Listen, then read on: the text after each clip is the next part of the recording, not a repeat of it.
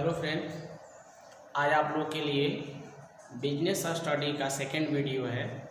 जिस वीडियो में हम लोग आज के सेशन में पढ़ेंगे कि टेक्निक ऑफ साइंटिफिक मैनेजमेंट। जो साइंटिफिक मैनेजमेंट किया जाता है, प्रबंध किया जाता है, वो कितने टेक्निक से किया जाता है। तो बारी बारी से आज हम लोग कई टेक्निक के बारे में पढ़ने वाले हैं और ये टेक्निक आपके लिए बहुत महत्वपूर्ण है। आपको लास्ट तक ये वीडियो देखनी चाहिए और समझनी चाहिए, और जो चीज़ आपको समझ में ना आए और हमारे व्हाट्सएप नंबर पर आप कमेंट जरूर करें। और अभी तक हमारे आप चैनल को सब्सक्राइब नहीं किए हैं तो ज़रूर कर लें और शेयर भी करें। तो देखिए, आज का हम लोग सेशन शुरू करते हैं। हम लोग का आज फर्स्ट टेक्निक है क्रियात्मक फोरमैनशिप। क्रियात्मक फोरमैनशिप, फंक्शनल फोरमैनशिप। ये जो क्रियात्मक फोरमैनशिप है उसका जन्मदाता F.W. टेलर ही है। इस प्रारूप में हम लोग विशिष्टीकरण को बहुत ज़्यादा ध्यान दिए हैं, स्पेशल करने पर बहुत फोकस किया गया है। इस प्रारूप में विशिष्टीकरण का बहुत लाभ उठाया गया है। इसमें जो भी क्रियात्मक संगठन है, जो काम करने वाला ऑर्गेनाइजेशन है, उस काम करने की एक्टिविटीज को छोटे छोटे पार्ट में बांट दिया जाता है और एक एक विभाग को एक एक विशेषज्ञ को दे दिया जाता है। तो उस तरह से हमें विशिष्टीकरण का लाभ होता है। आप सोचिए कि एक कारखाना में, फैक्ट्री में बहुत सारा काम होता है और उसको डिपार्टमेंट बना बना करके अलग अलग डिपार्टमेंट, अलग अलग विशेषज्ञों को दे दिया जाए तो हम लोग को उसमें से विशिष्टीकरण हो सकती है। जैसे आप लोग को एग्जाम्पल देगा, आपके घर पर ही एग्जाम्पल है कि अगर आपके घर पर फैमिली मेम्बर में खाना बनाने वाले लोग हैं जो मिलजुल कर खाना बनाते हैं, लेकिन उन लोग को फैमिली मेम्बर के द्वारा, फैमिली हेड के द्वारा अगर एक एक काम के लिए स्पेशलिस्ट चुन दिया जाए कि आपको ये काम करना है, आपको ये काम करना है, डेली यदि उनको वही काम करना होगा तो वो स्पेशल वर्क करेंगे, वो विशिष्ट वर्क करेंगे। तो वही कारखाना प्रबंध में, ये जो मैनेजमेंट में हमारे F.W. टेलर जो हैं वो बताए हैं कि आप वर्क को छोटे छोटे विभाग में बांट दीजिए और बांटने के बाद एक एक विभाग को एक एक विशेषज्ञ को बना दीजिए और उसके बाद आप वर्क कीजिएगा तो आपको विशिष्टीकरण का लाभ होगा। उन्होंने बताया है कि जो टेलर ने कारखाना प्रबंधन के कार्य को दो भागों में बांटा है।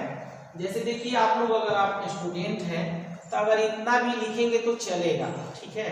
अगर आपकी मर्जी है कि नहीं थोड़ा सा और लिख लेते हैं तो आप ये भी लिख सकते हैं, आपके ऊपर डिपेंड करता है। तो जैसे कि टेलर ने कारखाना प्रबंधन के कार्य को दो उप विभागों में बांटा है, एक नियोजक अधिकारी और एक उत्पादन अधिकारी, specialist of planning, specialist of production. तो देखिए, नियोजक अधिकारी में सबसे पहला टॉपिक डाले हैं वो कार्य मार्ग लिपिक यानी रूट क्लर्क। भाई कौन अधिकारी को रखा जाता है, काम किसको बांटा जाता है, तो कार्य मार्ग लिपिक यानी रूट क्लर्क। इस क्लर्क का काम होता है, इस विशेषज्ञ का काम होता है कि जो ऑर्गेनाइजेशन में काम होने वाले हैं, कारखाने में काम होने वाले हैं, उनका क्रम बनाना, उनके काम करने का मार्ग बनाना, मार्ग कायम करना और यह तय करना कि हमें आज करना क्या है और कहाँ करना है। ये सारा काम हमारे ये रूट क्लर्क के द्वारा किया जाता है। दूसरा है संकेत कार्ड लिपि यानी इंस्ट्रक्शन कार्ड क्लर्क। इस विशेषज्ञ का काम होता है कि जो हमारे वर्करों का जो गुट होता है, ग्रुप होता है, उसमें एक एक हेड बना दिया जाता है। उस वर्कर के हेड को एक संकेत कार्ड थमा दिया जाता है, दे दिया जाता है और उस कार्ड पर काम करने की विधि और काम करने से संबंधित जो मटेरियल है, सामग्री है, मशीन है, उसका पूरा विवरण उस संकेत कार्ड में, इंस्ट्रक्शन कार्ड में दिया रहता है। तो ये दूसरा क्लर्क का काम हुआ। तीसरा क्लर्क का काम है समय एवं लागत लिपिक। ये क्या करता है, टाइम कॉस्ट क्लर्क क्या करता है, ये इनका काम है ये बताना कि कोई भी काम कब प्रारंभ होगा और कब समाप्त होगा, या कोई भी वर्क को करने में कितना समय लगने वाला है ये तय करते हैं, और जो वस्तु उत्पादन होगा उसकी लागत कितनी होगी ये इनके फेवर में जाता है, ये करते हैं तय उसका। अगर अगला हम लोग देखें, फोर्थ टॉपिक देखें, अनुशासन अधिकारी एंड डिसिप्लिन ऑफिसर, ये क्या करते हैं, इनका काम क्या है कि जो भी हमारे वर्कर वर्क कर रहे हैं ये सुनिश्चित करना कि वो लोग सही ढंग से जांच पड़ताल करके यह बताना, यह सुनिश्चित करना कि कोई भी जो काम हो रहा है वो सही ढंग से हो रहा है, ये इनके जिम्मे काम होता है। ये सारे लोग, ये सारे अधिकारी किसके लिए काम करते हैं, तो श्रमिक के लिए काम करते हैं। ये सारे श्रमिक के ऊपर काम करते हैं और इनका श्रमिक को इंडिकेशन देना, कोई क्या कुछ काम है, कोई का कुछ काम है, कोई का कुछ काम है, आपको बताया गया कि क्या कई लोग काम करते हैं। तो ये तो रहे स्पेशलिस्ट ऑफ प्लानिंग। लेकिन अगर बात करें हम लोग स्पेशलिस्ट ऑफ प्रोडक्शन, उत्पादन अधिकारी में, तो टोली नायक यानी जिसको हम लोग बोलते हैं गैंग बॉस, यानी टोली नायक में क्या होता है कि हमारे जो वर्कर काम करते हैं उनके वर्कर में छोटे छोटे एक गुट बना दिया जाता है, टोली बना दी जाती है, और हर टोली की एक नायक बना दी, उसी को टोली नायक कहा जाता है। उनका काम क्या है कि अपने टोली को काम करने के तौर तरीका को बताना, कैसे हमें करना है, कहाँ करना है, किस तरह से हम लोग को प्रोडक्शन करने का काम करना है, ये टोली नायक का काम होता है। मटेरियल को कैसे यूज करना है, कैसे आगे बढ़ना है हम लोग को। उसके बाद है कि गति नायक, स्पीड बोस, इनका देखिए काम ये होता है स्पीड बोस का, ये जो हमारे अधिकारी होते हैं, कहिए चाहे विशेषज्ञ जो होते हैं, कि जो वर्कर काम कर रहे हैं वो अपने गति से काम कर रहे हैं या नहीं कर रहे हैं। अगर नहीं कर रहे हैं, धीमी गति से कर रहे हैं, तो उसका कारण क्या है, उस कारण को पता लगाकर उसे सॉल्व करना इनका काम है। और मरम्मत नायक का काम है कि जो भी हमारे पास इंस्ट्रूमेंट है, जो हमारे पास मशीन है, उसको सही सलामत रखने का काम और वर्क एक्टिविटीज में इन्वॉल्व रखने का काम मरम्मत नायक का काम है, रिपेयर बॉस का काम है, ये उसकी देखरेख करते हैं।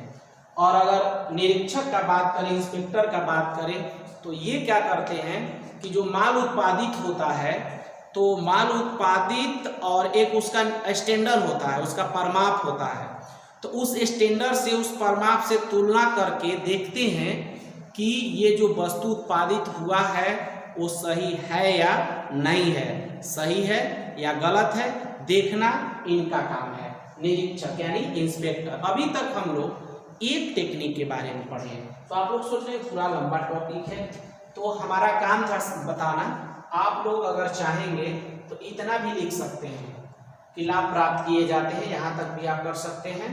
अगर आप चाहते हैं कि थोड़ा और इसको ले लें, तो इसको टॉपिक को केवल लिख दीजिएगा, इसको डील करने की कोई जरूरत नहीं है आप लोग को। देखिए दूसरा है इसका टेक्निक, कार्य का परमापीकरण, स्टैंडर्डाइजेशन ऑफ वर्क। कार्य का परमापीकरण से आशय है, अभिप्राय है, कार्य का परमापीकरण से अभिप्राय है कि पूर्ण सोच विचार करके, बहुत सारी सोच विचार करके विभिन्न क्रियाओं की करने का परमाप तैयार करना, स्टैंडर्ड तैयार करना, हमें परमापीकरण कहा जाता है। मान लीजिए कि परमापीकरण से आशा यही है कि बहुत सोच विचार करने के बाद, पूर्ण सोच विचार करने के बाद विभिन्न क्रियाओं को करने के संबंध में जो एक हम परमाप तैयार करते हैं, स्टैंडर्ड तैयार करते हैं, उसको हम कार्य का परमापीकरण कहते हैं। जैसे एक श्रमिक को काम करने का टाइम फिक्स करना, कि जैसे आपको ये वर्क इतने घंटे में कर देना है, तो ये आशा की जाती है कि श्रमिक उतने टाइम में उस काम को पूरा करे, तो उसको कहते हैं हम लोग परमाप, स्टैंडर्ड कहते हैं। उसी प्रकार आपको मटेरियल के बारे में भी होता है, मशीन के बारे में भी होता है।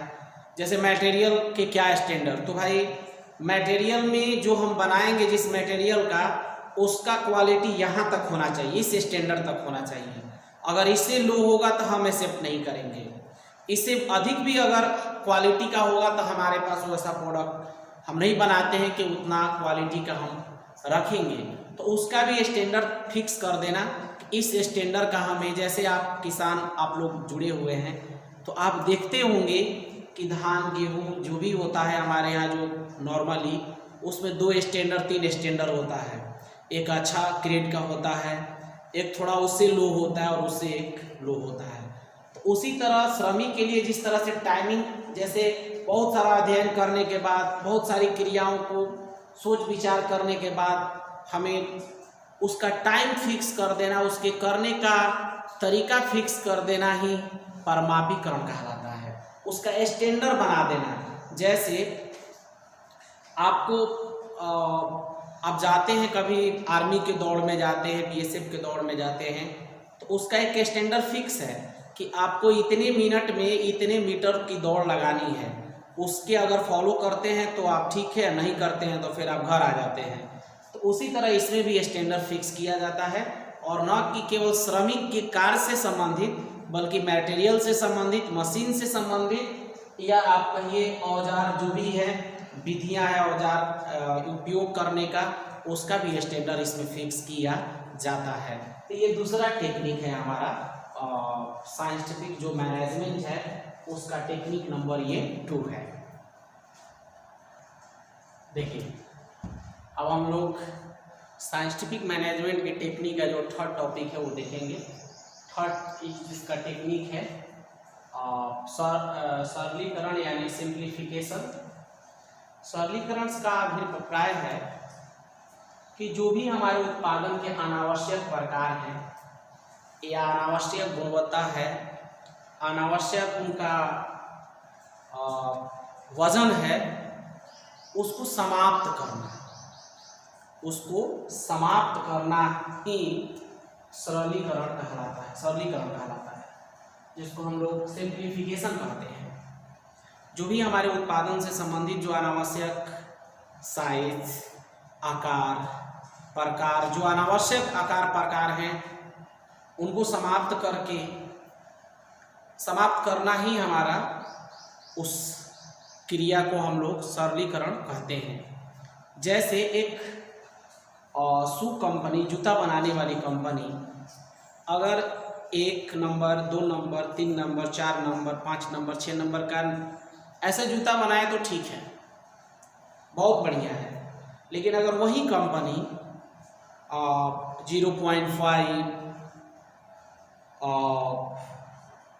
फिर 1, 1.25, 1.75 इस तरह से अगर जूता वो बनाती है, तो उस कंपनी के पास बहुत सारे विभिन्नता हो जाएगी, प्रकार हो जाएंगे। तो इससे होगा क्या कि उसको बहुत सारे मशीन लाने पड़ेंगे, और बहुत सारे जब मशीन लाने पड़ेंगे तो उसके साथ साथ बहुत सारे वर्कर भी रखने होंगे, और उसके साथ साथ उसको स्टॉक भी बहुत सारी रखनी होगी, तो उसमें लागत भी बहुत ज़्यादा आएगा। तो ये हमारे कंपनी पर एक एक्स्ट्रा बर्डन हो जाएगा, बोझ हो जाएगा। एक अमेरिका कंपनी ने जहां 2000 टाइप का पेपर बनाती थी, अपने सिंप्लीफिकेशन टेक्निक के द्वारा ही, सरलीकरण तकनीक के द्वारा ही अपने पेपर के जो प्रकार है वो 2000 से 200 कर दिया। तो आप लोग समझ गए होंगे कि आपके पास जो उत्पादन हो रहे हैं वस्तु का, उसके आकार प्रकार, उसके वजन में जो विभिन्नता होती है, जो बहुत साइज के होते हैं, उनमें उसकी कम करना, उसमें क्या करना, कमी लाना ही सरलीकरण या सिंप्लीफिकेशन कहलाता है। ठीक है, तो आगे ये हुआ आपका। देखिए हम लोग टेक्निक ऑफ साइंटिफिक मैनेजमेंट का 4th टॉपिक बात करेंगे, मेथड स्टडी, कार्य विधि अध्ययन। ये कार्य विधि अध्ययन का आशय है कि कोई विशेष कार्य करने के लिए, कोई विशेष कार्य करने के लिए सर्वाधिक उपयुक्त विधि का चयन करना, चुनाव करना या पहचान करना कार्यविधि अध्ययन कहलाता है। कोई भी काम करने के लिए कोई भी हमारे ऑर्गेनाइजेशन में जो काम हो रहा है उसको करने के लिए एक विशेष, सर्वाधिक विशेष विधि का जब हम लोग खोज करते हैं, उसकी सर्च करते हैं, उसको खोजने का प्रयास करते हैं, तो उसे हम लोग कार्यविधि अध्ययन कहते हैं। कार्यविधि अध्ययन जो है ये प्रक्रिया चार्ट के द्वारा, प्रोसेस चार्ट होता है, जो काम वर्क बाय वर्क का इंफॉर्मेशन रहता है, उस इंफॉर्मेशन से हम लोग इसका अध्ययन करते हैं। ये जो हमारा कार्यविधि अध्ययन जो है, इसका अध्ययन करने का मेन उद्देश्य होता है कि उत्पादन लागतों को कम करना, गुणवत्ता को बढ़ाना और उपभोक्ता को अधिक से अधिक संतुष्ट करना। ये हमारे कार्यविधि अध्ययन का मुख्य उद्देश्य है। कार्यविधि अध्ययन मीन्स होता है कि कोई भी काम करने के लिए सबसे अच्छा तरीका यानी सर्वाधिक उपयुक्त विधि का खोज करना, पहचानना कार्यविधि अध्ययन है। ये कार्यविधि अध्ययन जो हम लोग करते हैं ये प्रक्रिया चार्ट के द्वारा किया जाता है और इस कार्यविधि अध्ययन करने का मुख्य उद्देश्य ये है कि हम अपने उत्पादन लागत को कम करें, गुणवत्ता बढ़ाएं और अपने कस्टमर, अपने उपभोक्ता, अपने ग्राहकों को अधिक से अधिक संतुष्टि प्रदान करना। अगर हम लोग फिफ्थ टेक्निक की बात करें, इसमें हम लोग बात करेंगे, कोई टॉपिक को नहीं बात करेंगे, टेक्निक इसका जो सब इम्पोर्टेंट है, आपको जो टॉपिक अच्छा लगेगा उसमें से 4 या 5 टॉपिक को लिख लीजिएगा। तो गति अध्ययन अगर बात करें हम लोग, मोशन स्टडी, इसका अभिप्राय है कि जो हमारे श्रमिक या मशीनों द्वारा काम करते समय जो अनावश्यक हरकत होते हैं, उन हरकतों का गहन अध्ययन करना, उनका गहन अध्ययन करना। जो हमारे श्रमिक काम कर रहे हैं या मशीन जहां काम कर रहा है वहां पर अनावश्यक हरकतों का गहन अध्ययन करना और अध्ययन करके उन अनावश्यक हरकतों को समाप्त करना ही जिसे हम लोग गति अध्ययन या मोशन स्टडी कहते हैं। ये जो गति अध्ययन है, हमारे श्रमिक या मशीन या उपकरण जहाँ पर काम करते हैं वहाँ पर देखा जाता है कि उनके अंदर अनावश्यक हरकत क्या है, जो ऐसा काम कर रहे हैं जो नहीं करना चाहिए, उस पर फोकस करके उन्हें कम करने का प्रयास किया जाता है। तो वैसे टेक्निक को गति अध्ययन मोशन स्टडी कहा जाता है। वास्तव में कहा जाता है कि वास्तव में कार्य करने का सबसे अच्छा तरीका ढूंढ निकालना, खोजना हमारा उसको हम लोग बोलते हैं गति अध्ययन।